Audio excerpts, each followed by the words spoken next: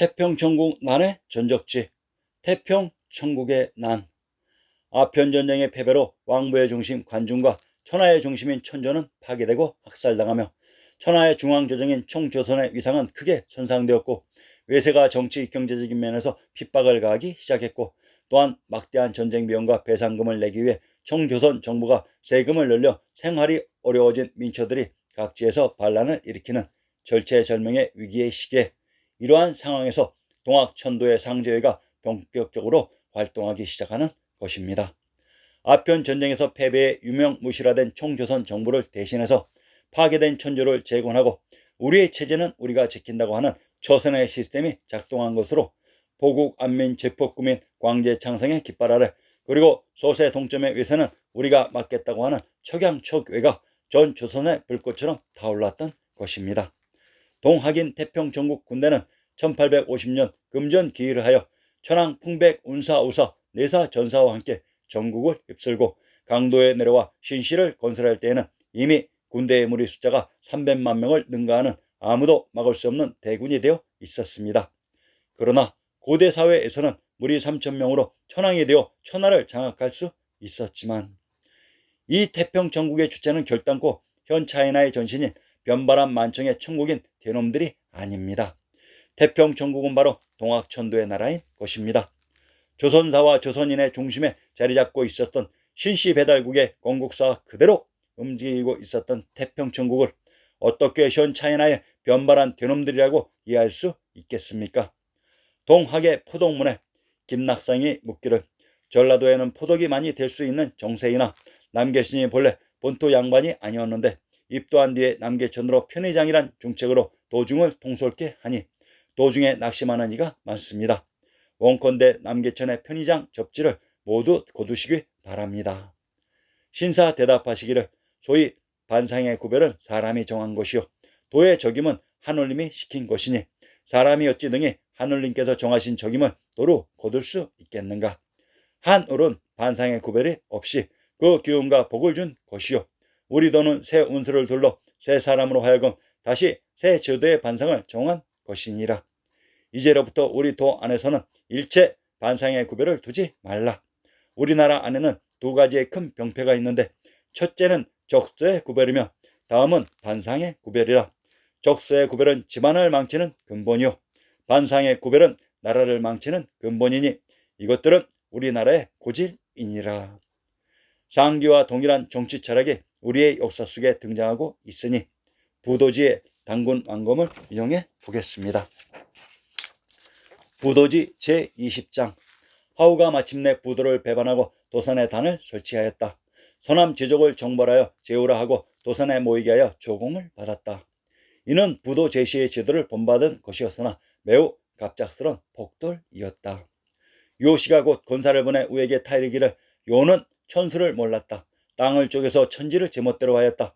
기회를 틈타 홀로 단을 만들고 사사로이 개나양을 기르기 위하여 사람을 몰아낸 후 자칭 제왕이 되어 혼자서 처리하였다. 세상은 토속이나 처목처럼 말이었고 천리는 거꾸로 올라 허망에 빠져 버렸다. 이것은 거짓으로 천권을 훔쳐 사욕의 행포를 자행한 것이다. 제왕이 만약 천권을 대항하는 것이라면 능히 일월을 개폐하여 만물을 조작할 수 있을 것이 아닌가. 제왕이란 수의 요체요 사람이 거짓으로 청하는 것이 아니다. 거짓으로 청하면 다만 사기와 허망의 나쁜 장난이 될 뿐이다. 사람의 일이란 증리요 세상의 일이란 그 증리한 사람들의 일을 밝히는 것이니 그 이외에 다시 무엇이 있을 수 있겠는가. 그러므로 부도의 법은 천수의 이치를 명확하게 증명하여 사람으로 하여금 그 원래 임무를 수행하게 하고 그 본복을 받게 할 따름이다. 그러므로 말하는 자와 듣는 자는 비록 선후는 있으나 높고 낮음이 없으며, 주는 자와 받는 자는 비록 친숙하고 생소한 것은 있으나 끌어들이고 몰아내고 할 수는 없기 때문에 사해가 평등하여 제족이 스스로 행하는 것이다. 동학의 시천주인 내유신령의 천인합일, 신인합일을 설명할 때 가장 힘들었던 부분이 바로 인내천입니다. 아리안 X는 인여천이라고도 합니다. 사람이 곧 하늘이라고 하면 이 의미를 곡해해서 상기와 같이 천권을 훔쳐 사욕의 행포를 자행하는 사이비 종교가 무수히 등장하기 때문입니다. 내유 신령의 사람이 곧 조물주인 천주가 될 수는 없습니다. 만약 인내천이라고 하면 사람이 천지우주 만물을 개폐할 수 있을까요? 없습니다. 그래서 다산 정약용은 근신공구에서 사람이 천신을 내 몸에 모시는 내유신령이지만 내 몸에 모신 천신을 두려워하고 두려워하라고 했습니다. 이 두려워한다는 것은 그 존재를 겁내는 것이 아닌 사람은 천신을 모시고 있지만 그 사람 자체가 천신이 아니므로 항상 근신하는 마음으로 행동하라는 것입니다. 인여천 사람을 하늘같이 즉 내유신령의 사람이 천신의 능력을 가질 수는 없습니다. 그러나 사람을 하늘같이 대할 수는 있습니다. 태평천국의 전적지. 태평천국 혁명의 시작은 광동 광서의 광주 주변으로 그것은 왕부의 중심 관중과 신시계천의 무대 천주가 있었던 개경 서울 지역입니다. 또한 그것은 동학의 주력인 남인의 기반 지역이기도 합니다. 그곳에서 봉기한 태평천국군이 이동해서 치른 최대의 전적지가 바로 외세의 침투가 가장 심했고 외세가 조선 중원으로 들어오기 위한 수로의 관문인 호북, 호남, 장강 및 호강 유역으로 1851년 봉기한 태평천국군을 진압하기 위해 아편전쟁에서 승리한 대영제국과 그들의 앞잡이인 현 중국 해안가의 만청들이 직길에서 들어오는 관문이 호북, 호남의 동정호였던 것입니다. 그것을 기반으로 대영제국과 만청은 각 지역을 격파해서 대살육을 벌였고 1864년 천하의 중심 금성천조가 있었던 천경을 점령했던 것입니다. 호남성, 호북성, 장강의 지명들을 살펴봅시다. 호북성, 호남성. 태평천국의 최대 전적지인 동정호를 기준으로 동정호의 북부가 호북성, 남부가 호남성으로 이 동정호를 우리의 지명에서 찾아봅시다. 고고천변이라는 판소리 단가가 있는데 이 단가는 수군가의 자라가 토끼를 찾으러 동정호로 불쑥 솟아 올라오는 장면입니다. 한번 인용합니다. 앞발로 벽파를 찍어당기고 뒷발로 장랑을 탕탕 차며 안건담실 높이 떠서 사면을 살펴보니 오천은 어이하여 동남으로 벌려있고 공고는 어이하여 일야에 높이 떴노. 일찍애들은 동정 이제야 자세 보니 악양로 높은 집 두잠이 지은 글 동정호로 제공이라. 지광은 700리 팔광은 1001세 천의 무산 12봉은 구름 속에 벌려있고 해의 수상 1000리는 눈앞에 경이로다. 장호산 검은구름 오현금 끊어지니 황릉묘 저문비의 이비의 애원이라. 지금은 아무도 듣지 않는 판소리이지만 한글 사용자라면 과거에는 누구나 들었을 수군가의 무대가 동정호라는 사실을 알았을 것입니다. 그 동정호에는 창호산과 황릉묘의 주인공인 순임금과 그 부인 아황과 여영의 발자취가 동정호의 남쪽 소산강에 있다.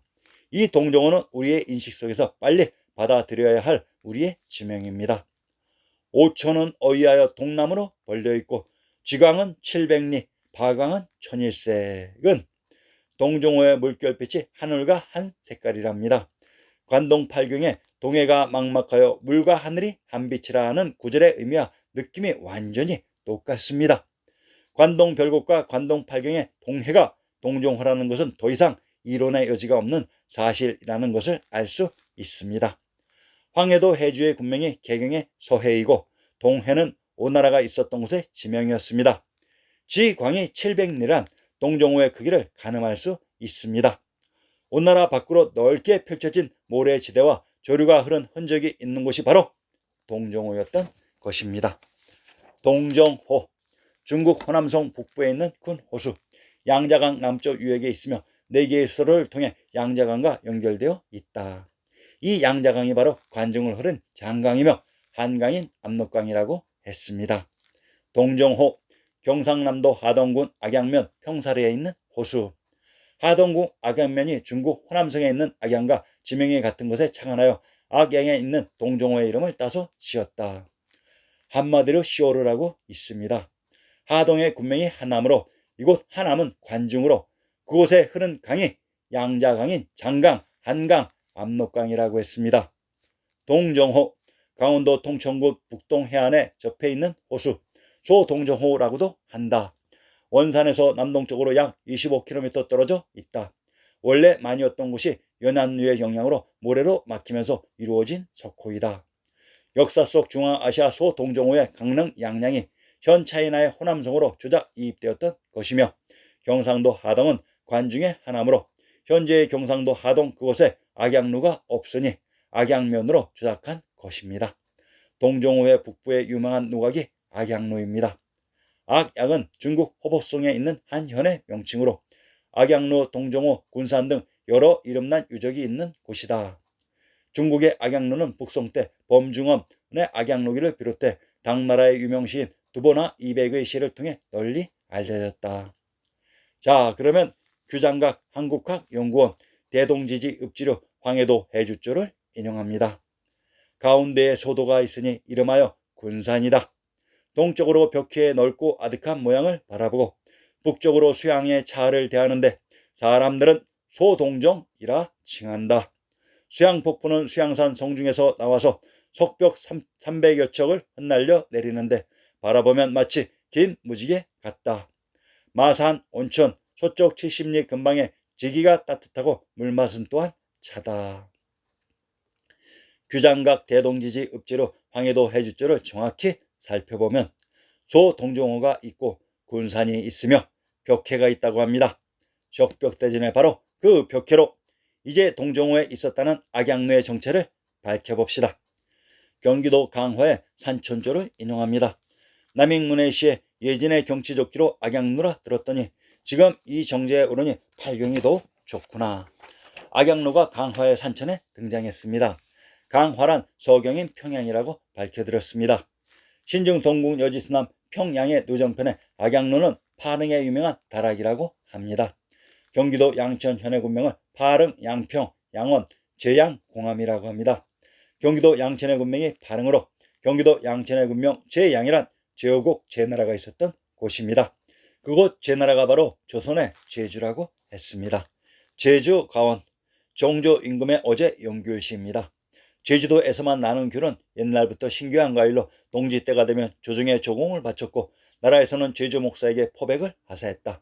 귤이 대궐에 들어오면 이를 성균관과 동서 남중에 4개의 학교와 유생들에게 과거를 보이고 감귤을 나누어 주었다.